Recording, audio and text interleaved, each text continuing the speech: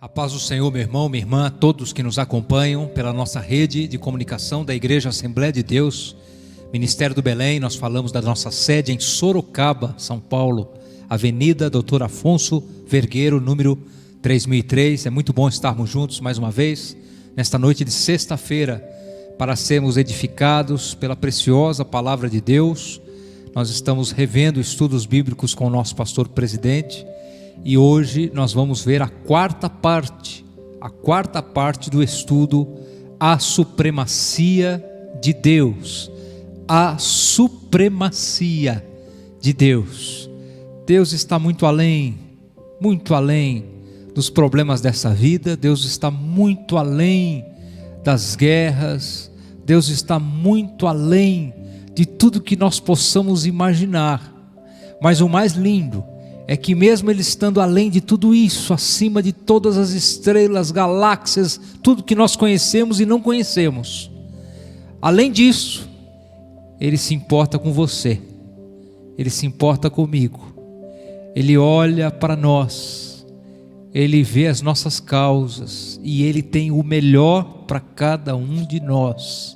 Às vezes o processo não é um processo fácil, não é um processo tranquilo. Ele tem as suas lutas, o processo tem caminhos tortuosos, mas Deus chega e mesmo em caminhos tortuosos, Ele endireita o caminho tortuoso, ou então o caminho continua tortuoso, e Ele está com a mão, junto com a gente, levando a gente na mão assim, ó, lado a lado com a gente. Essa é a nossa certeza do cristão, é isso que nos faz continuar avante, sabendo que Deus, que é a supremacia, também cuida de cada um de nós.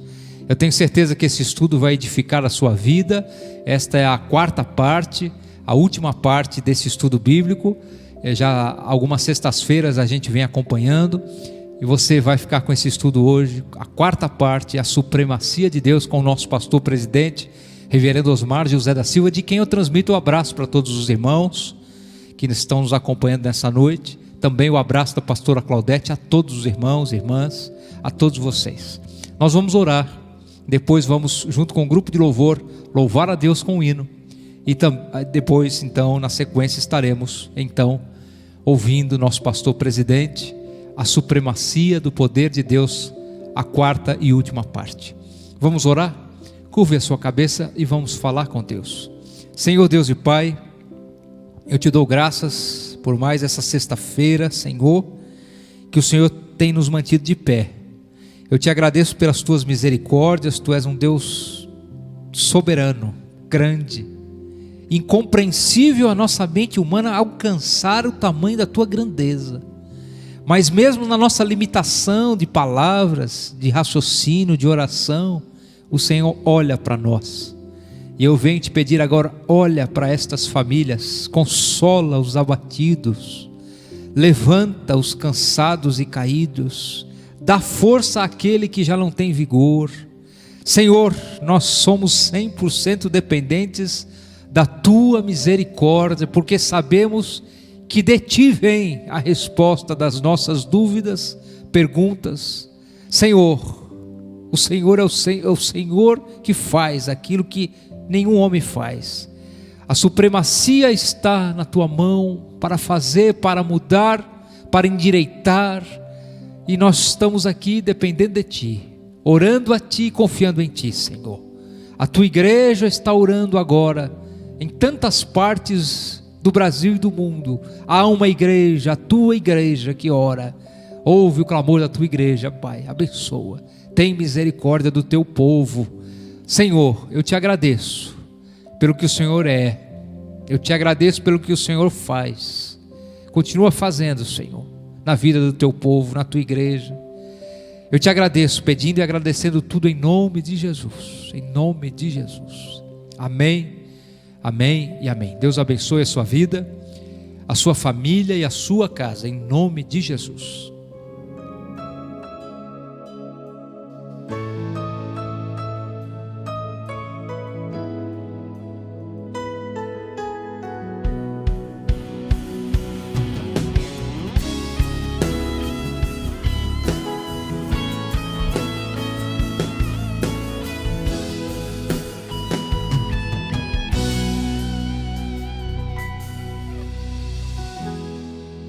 Não vou me importar com o que o mundo diz.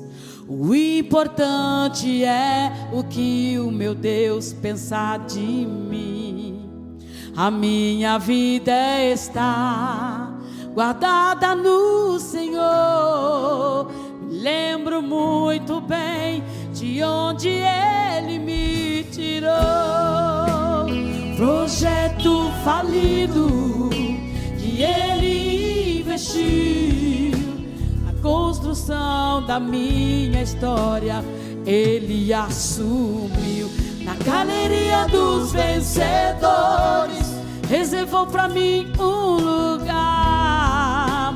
Vitórias e conquista me fez alcançar. Mas o meu troféu será lá no céu. Vou abraçar o resumo da minha história ao encontrar. O maior troféu é no livro da vida, saber que o meu nome está escrito lá. E quando os portais da glória se abrirem, ter a certeza que Deus irá me chamar. O maior troféu é saber que um dia no coral celeste eu irei cantar. Na eternidade será só o começo, quando o meu mestre eu abraçar.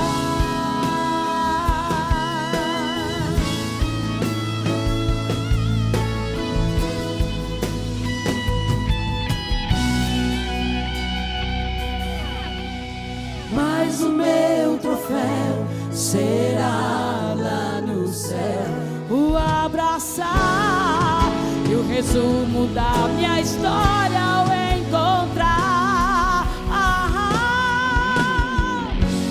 O maior troféu é no livro da vida, saber que o meu nome está escrito lá.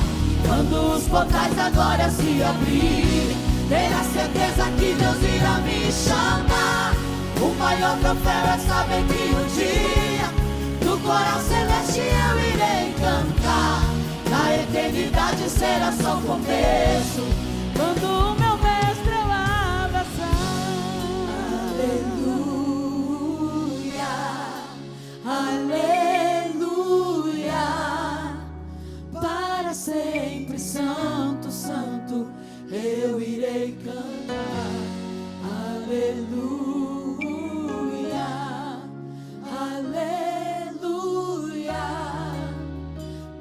Sempre santo, santo, eu irei cantar. Aleluia, aleluia. Para sempre santo, santo, eu irei cantar. Aleluia, aleluia. Para sempre santo, santo, eu irei cantar. O maior troféu é no livro da vida, saber que o meu nome está escrito lá. E quando os portais da glória se abrirem, ter a certeza que Deus irá me chamar. O maior troféu é saber que um dia no coral celeste eu irei cantar. Na eternidade será só o começo, quando o meu mestre eu abraçar. Quando o meu mestre eu abraçar. Quando o meu mestre eu abraçar. Isso. Glória a Deus. Estamos falando para vocês, embora as horas já estão se passando, sobre a soberania, a supremacia do poder de Deus. Depois de todas aquelas terças-feiras que já falei, quero mostrar para vocês hoje uma coisa muito simples, mas que muita gente não dá o devido valor. Assim como Há muita gente, para que você entenda uma comparação, assim como tem muita gente que não respeita o seu pai e sua mãe, de onde ele nasceu, que é a razão da sua vida, nesta vida terrena, assim muita gente também não dá o devido valor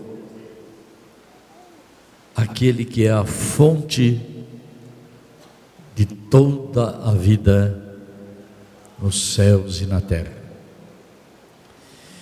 Eu quero vos falar da supremacia de Deus, e só por ela nós estamos vivos aqui esta noite. Se não fosse ela, não existiríamos. Terça-feira passada mostrei para vocês que o maior milagre do Velho Testamento foi quando Deus criou todas as coisas no céu e na terra, no princípio. Sem a criação de todas as coisas no céu e na terra, os outros milagres não teriam acontecido. Mostrei para vocês que no Novo Testamento o maior milagre foi o próprio Deus Criador se fazer homem, se fazer um ser igual àquele que ele criou, para poder alcançar os homens de volta para o reino de Deus. Eu só espero que vocês tenham entendido. E hoje, segundo nos diz Colossenses capítulo 1, versículo 16 em diante, quer dizer, o capítulo trabalha sobre isto nos primeiros versos, mas para ganhar tempo vou ler só do 16 ao 23. É uma comprovação bíblica daquilo que já temos falado. Então eu tenho dito que eu não estou trazendo uma coisa nova. Eu estou fazendo vocês sentar na mesa para comer algo que vocês já cansaram de comer, mas que se parar de comer, vão ficar debilitados espiritualmente. Aprendam a dar valor a isso que nós estamos ouvindo, a supremacia do poder de Deus em nossas vidas, porque nele foram criadas todas as coisas. Preste bem atenção, para que você possa ir um pouquinho mais longe do que simplesmente isso que você vê em redor de você. Porque nele, repito, foram criadas todas as coisas. Não existe nada que não tenha sido criado pelo Criador. Que há nos céus, no plural, mais de que um céu que você imagina existir para um dia ir para lá. Muito além disto, neste universo, muitos céus, e eles têm coisas. E alguém tem me perguntado: tem homem também, pastor? Não sei. Pergunta para quem criou todas as coisas, se ele criou homens lá também, em outros lugares. Uma coisa eu sei, que ele é o Criador de todas as coisas, visíveis, que se podem ver, e invisíveis. Eu gostaria que você entendessem, não de uma maneira assim, sabe, muito vulgar, mas que você entendesse que você aqui está vendo com seus olhos materiais seus irmãos na fé, está vendo lâmpadas acesas e outras apagadas, está vendo bancos, está vendo púlpito, cadeiras, mas mesmo neste ambiente, tem coisas invisíveis que vocês não estão vendo. Se você quer saber a coisa mais preciosa e invisível que está aqui nesta noite, é a presença do próprio Criador. Ele disse: eis que eu estou. Ele não disse eu estarei, e não disse eu estive. Ele disse: eu estou no presente convosco todos os dias. Então Ele está conosco também nesta noite.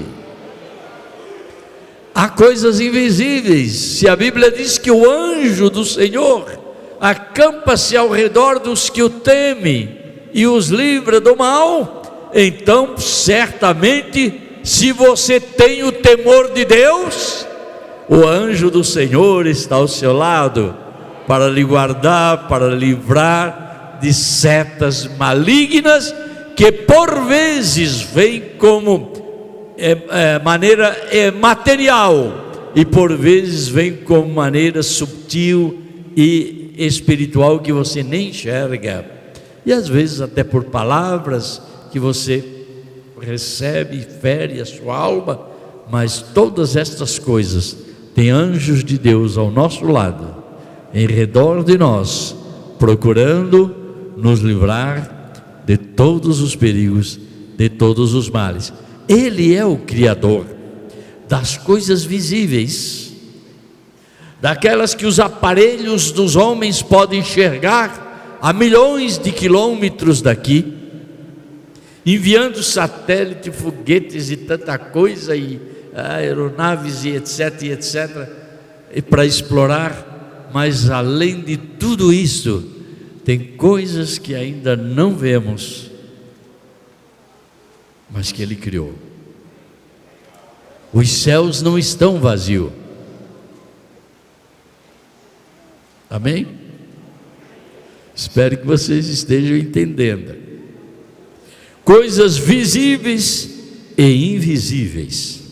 E aí Paulo faz questão de escrever: sejam tronos, sejam dominações, sejam principados, sejam potestades, sejam elas as potestades que você imaginar, deste mundo, fora deste mundo, no universo, todas as coisas foram criadas por um único Criador dos céus e da terra, que criou no princípio todas as coisas. Sejam principados, sejam potestades, tudo foi criado por Ele e para Ele, e Ele é antes de todas as coisas, e todas as coisas subsistem, estão vivas, estão existindo, não deixaram de existir. Todas as coisas subsistem por Ele. Você está aqui, está existindo. Diz um certo filósofo que disse uma certa vez, dizendo: eu respiro, então estou certo de que eu vivo. Eu existo, por isso estou certo de que eu estou vivo. Você só está vivo por causa da supremacia do poder do todo Criador.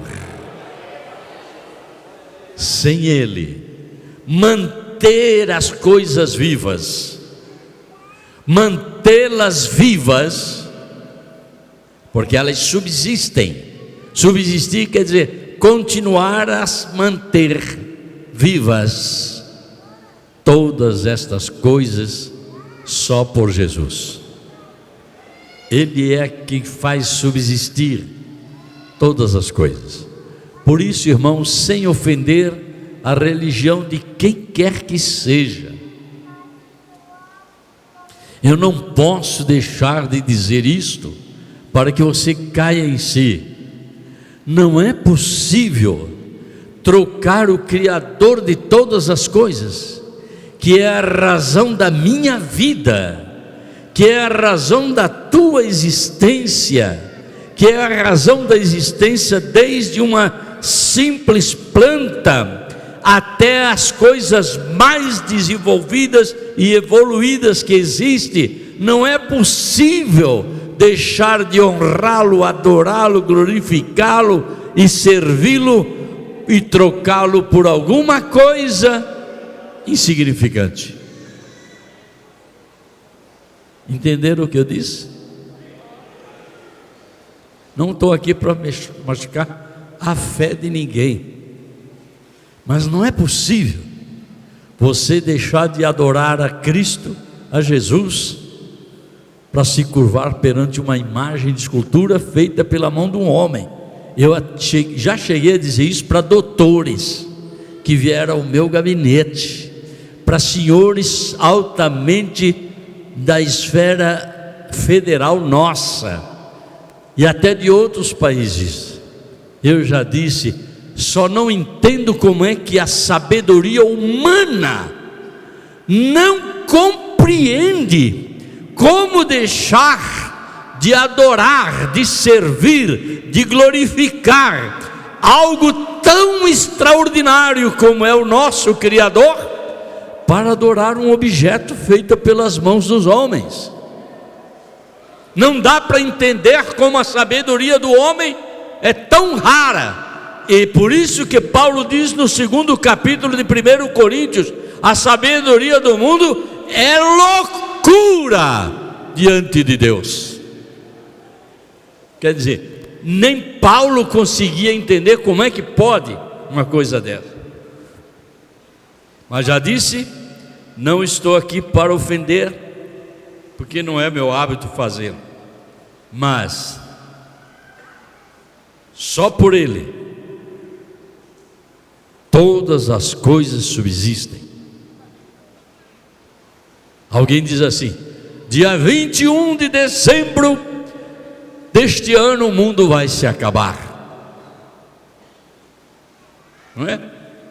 Então a mídia espalha isso por aí afora, e tem crente até crente evangélico que estuda a Bíblia, viu?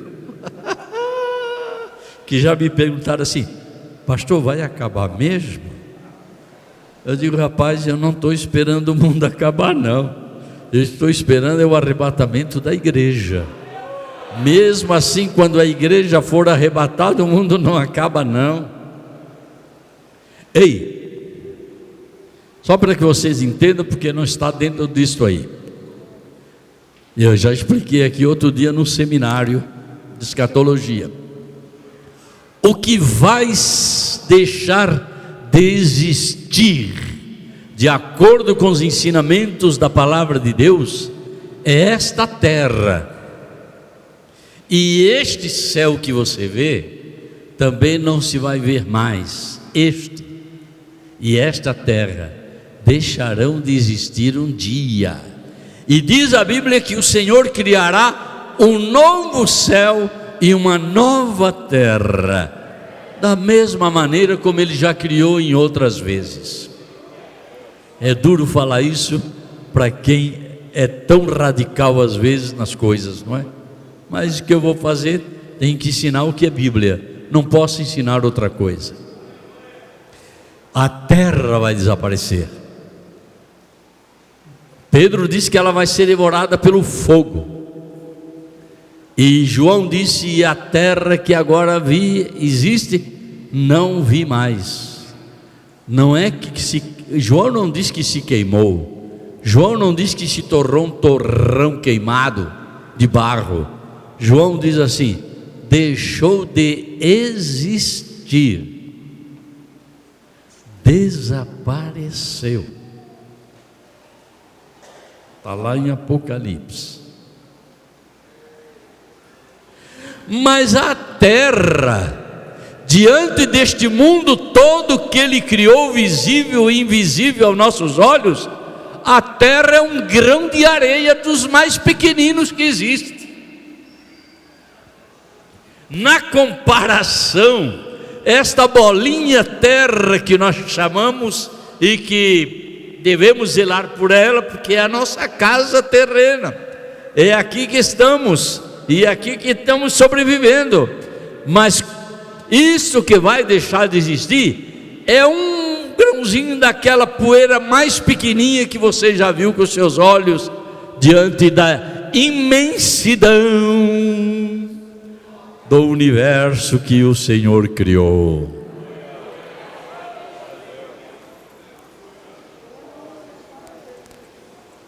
E continuamos. E ele, Jesus, é a cabeça do corpo. Que corpo? Da igreja. A igreja é algo extraordinário. A igreja é um tratamento à parte com Deus. O mundo de pessoas que existe para 7 bilhões de habitantes hoje sobre o planeta, ele não é a cabeça de todos, ele é a cabeça do corpo da igreja, daqueles que creem nele, confiam nele, têm fé nele, têm esperança nele, depositam a sua vida nele, e que ele é tudo para mim e eu sou nada para ele, mas ele me valorizou demais, esse nada. Amém? Ele é a cabeça da igreja, do corpo da igreja. É o princípio. Quando diz aqui que ele é o princípio, logo alguns já perguntam assim: e quando é que foi esse princípio, pastor? Esta palavra que ele é o princípio aqui, estamos no culto de estudo da palavra, então tem um pouquinho de paciência na explicação. Esta palavra que ele é o princípio não significa dizer aquilo que você imagina. E antes do princípio, o que era, pastor? Irmão, o que é eterno não tem princípio.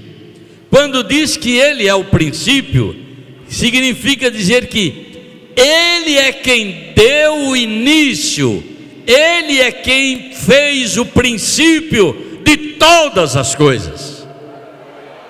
Nada existia antes que ele determinasse que existisse. Deu para entender? Espero que vocês estejam entendendo, porque não dá para ficar aqui explicando muito tempo. O primogênito dentre os mortos. Aí você se lembra que o pastor já falou aqui diversas vezes que a primeira ressurreição começa com Jesus. Ele é a primícia dos que dormem, aqueles que morreram e ressuscitaram no corpo glorioso. Jesus é o primogênito de todos eles, e todos aqueles que morreram em Cristo hão de ressuscitar também no corpo glorioso. E nós, pastor, como é que fica? Bom, se você não quer passar pela morte para ser ressuscitado com eles, não se desespere, porque Paulo diz assim: e nós, os que estivermos vivos, seremos transformados num piscar de olhos no mesmo corpo incorruptível, glorioso, e junto com eles subiremos ao encontro do Senhor. Que maravilha são as coisas de Deus, quando a gente entende e pode penetrar um pouco mais. Então, se você não é aluno da escola dominical, por que não começar logo? Por que não estudar mais a palavra? Por que não conhecer mais a profundidade da palavra de Deus? A gente começa na escola dominical, aonde a gente pode dialogar com o professor, trocar ideias, e vai aprendendo até chegar à estatura do varão perfeito, É assim que a gente vai crescendo na graça e no conhecimento. Ora, meus irmãos, Ele é a cabeça do corpo da igreja. É o princípio e o primogênito dentre os mortos, para que em tudo tenha a preeminência. Ele é o primeiro. Eu não tenho nada a ver contra a mãe de Jesus, pelo amor de Deus. Já elogiei ela aqui 1000 vezes. Uma vez eu elogiei tanto a irmã Maria aqui, que alguém perguntou se eu estava querendo fazer também uma mariologia aqui de adoração para Maria. Não confundam as coisas. Era uma jovem santa, acredito que ela era virgem, ela foi concebida pelo Espírito Santo, acredito tudo isso, só não acredito que ela subiu para o céu virgem, porque a Bíblia diz que ela ainda teve outros filhos e filhas, e eu acho que o marido dela, o José,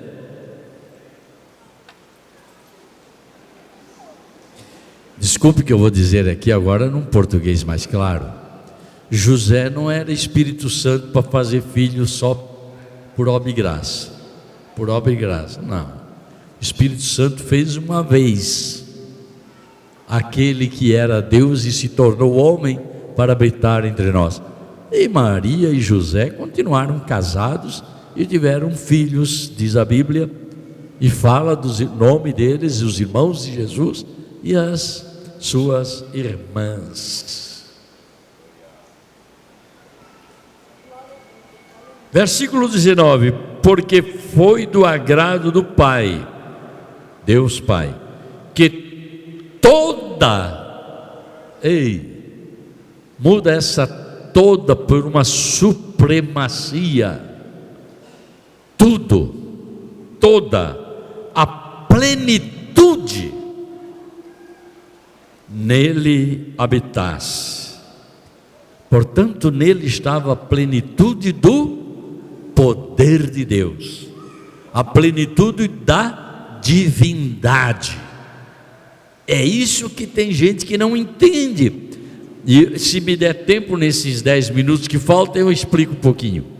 Alguma crente antigo, agora esses dias não faz muito tempo, que me perguntou, ainda não consegui totalmente entender esse negócio, que ele era totalmente Deus e era totalmente homem.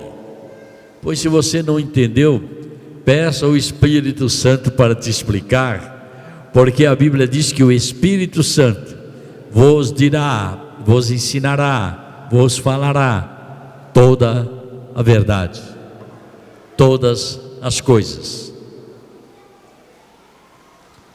E aí vem a plenitude de tudo. Então o senhor acha que ele tinha todo o poder também, pastor? Ou foi só depois que ressuscitou que ele disse: é-me dado todo o poder no céu e na terra? Aguarda só um pouquinho, já chego ali já. E que, havendo por ele feito a paz pelo sangue da cruz, por meio dele reconciliasse consigo mesmo todas as coisas. Ei, escuta aí, senhores que pensam que só existe coisa na terra. Ei, preste atenção aqui. Consigo mesmo todas as coisas, tanto as que estão na terra, como as que estão nos céus. Então, fora dessa terra existe muita coisa que ele precisou reconciliar também.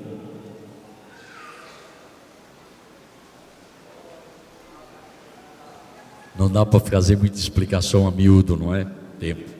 E vós também, que no outro tempo eras estranhos e inimigos no entendimento das vossas obras más, agora contudo, você que era mau, perverso, viciado, jogado no mundão, e tem pessoas, já falaram comigo, algumas autoridades, só não entendo, pastor, como é que um criminoso aceita Jesus lá na penitenciária, depois sai dizendo que agora é crente.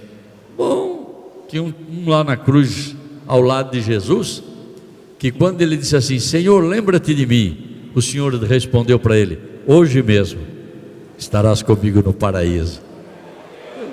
Então, para Jesus transformar as pessoas é um já, porque Ele faz tudo como lhe apraz. Já vimos terça-feira passada. Vós também, que no outro tempo erais estranhos e inimigos no entendimento pelas vossas obras más, agora, contudo, vos reconciliou no corpo da sua carne pela morte, para perante Ele vos apresentar para continuar inimigos, para continuar estranhos, para continuar no pecado? Não, senhores, para nos apresentar santos, irrepreensíveis, inculpáveis, se na verdade permanecerdes fundados e firmes na fé, e não vos moverdes da esperança do Evangelho que tendes ouvido. E aqui eu trago uma palavrinha para aqueles que vêm das doutrinas calvinistas e outras mais, que uma vez salvo para sempre. Esquece disto. O homem pode cair da graça de Deus, sim, Senhor, mas o homem pode ser reconciliado novamente com Deus, sim, senhores. Há um que nos reconcilia, há um que nos faz novamente novas criaturas. Se não vos moverdes, se alguém se move da fé, se alguém abandona a fé, se alguém abandona a palavra de Deus, se alguém abandona Cristo e volta para o mundão, é lógico que se afastou de Deus, e aí exige reconciliação novamente. Até porque a Bíblia diz que o justo cai, mas se levanta. Não há razão para ninguém ficar caído. Há sempre uma esperança na misericórdia daquele que nos amou. E não vos moverdes da esperança do Evangelho que tendes ouvido, o qual foi pregado a toda criatura que há debaixo do céu, e do qual eu, Paulo, estou feito ministro. Paulo,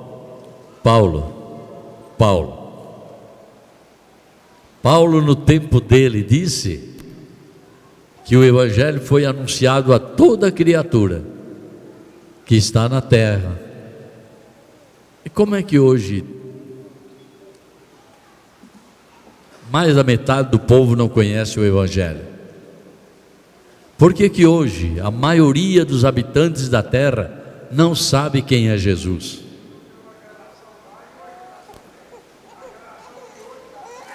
No tempo de Paulo, ele correu o mundo habitável com todos os discípulos. E no tempo de hoje, a igreja, os evangélicos, estão acomodados e só tem chamada missionária para países que já são cristãos. E o resto não é assunto para hoje. Entenderam? No tempo de Paulo, eles podiam dizer assim: esses que encheram o mundo dessa doutrina chegaram até entre nós. E hoje o mundo não está cheio da doutrina, porque os evangélicos, os católicos já nem se fala. Houve um tempo que até queimaram as Bíblias, proibiram as Bíblias. Estou falando agora de cristianismo. Ficou muito tempo, mas muitos milênios, aliás, séculos, sem se pregar a Bíblia. Aí surgem os evangélicos levantando a pregação do Evangelho outra vez. Mas isso faz pouco tempo. Isso não é faz muito tempo. E nós, evangélicos, que pregamos o Evangelho, estamos acomodados só no quintal do cristianismo. E os demais, que são a maioria dos habitantes da terra, não conhecem quem é Jesus. Eu digo isso porque gente nossa, conhecido nosso, esteve lá nos outros continentes, nos outros povos, visitando, e quando perguntou assim: você sabe quem é Jesus? Aí o balconista disse, claro, foi perguntado em inglês, né? Você sabe quem é Jesus? Ele disse: não, nós aqui só temos Coca-Cola e outros tipos de refrigerantes. Pensando que estava pedindo se conhecia um refrigerante chamado Jesus. Fica só entre nós. E agora saiu um refrigerante aí com o nome de Jesus. Refrigerante Jesus. Ei, lá em casa tem uma dessas. Jesus. Lá em casa tem um refrigerante desse, Jesus. Ei, Jesus não é refrigerante de água e açúcar. Jesus é o refrigério da alma. Jesus é o refrigério espiritual. Não é o refrigério de água com açúcar, não. Jesus é realidade. Bom, e o tempo se passou, e agora o que eu faço? Vou dar um pulinho aqui, terça-feira que vem eu dou uma remorrida aqui onde eu pulei. Quero dizer para vocês que eu falei que nele está a plenitude. Eu li todo o poder. Mas não é quando ele disse: é-me dado todo o poder, pastor? Não. Não entenda assim. Por favor, entenda quem era Jesus e quem é Jesus. Jesus é muito mais do que você pode imaginar. Então eu vou fazer rapidamente aqui. Terça-feira que vem explico melhor. Jesus tinha duas naturezas. A natureza humana, ele é aquele que Deus falou para a serpente lá no jardim do Éden: a semente da mulher vai esmagar a tua cabeça e tu vais pisar o seu calcanhar.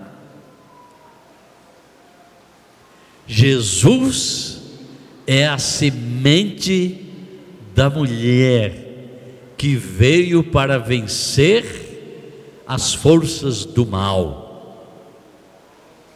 Amém? Deu para entender?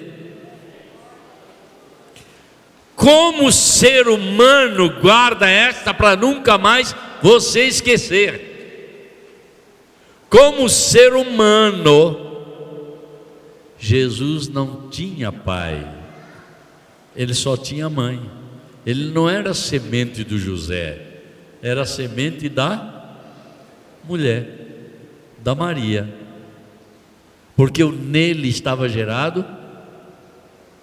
Não é que o Espírito Santo se relacionou com Maria, pelo amor de Deus, tira essa carnalidade da sua cabeça, da sua mente. Para ele criar as coisas basta uma palavra. Então ele era, humanamente falando, a semente da mulher, o homem prometido. Amém? É esta semente da mulher que morreu na cruz do Calvário para salvar todos os pecadores. É esta semente da mulher que deu sua vida por nós e que a Bíblia diz: inspirou e foi levado ao sepulcro e no terceiro dia ressuscitou. Mas tem a outra natureza, a natureza divina, pois quem o fez gerar não foi uma carne e o sangue, mas foi a supremacia do poder de Deus pelo Espírito se começa a gerar no ventre daquela moça. Agora, já falei do lado humano, deixa eu falar do lado divino. Divinamente falando, ele não tinha mãe. Divinamente falando, ele só tinha pai, porque Deus não tem esposa.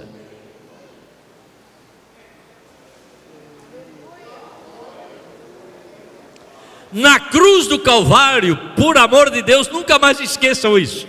Outro dia até preguei lá no Belém e fala isso. Faz tempo já que eu não vou lá pregar. Mas eu falei isso numa ceia. Tire da cabeça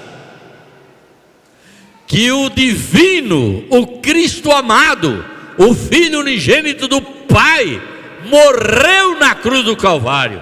Quem morreu foi a semente da mulher. Mas o Cristo divino, ele não morreu. Ele disse: Pai, nas tuas mãos eu entrego o meu espírito. Amém? O corpo para lá, separou-se a natureza humana e a natureza divina.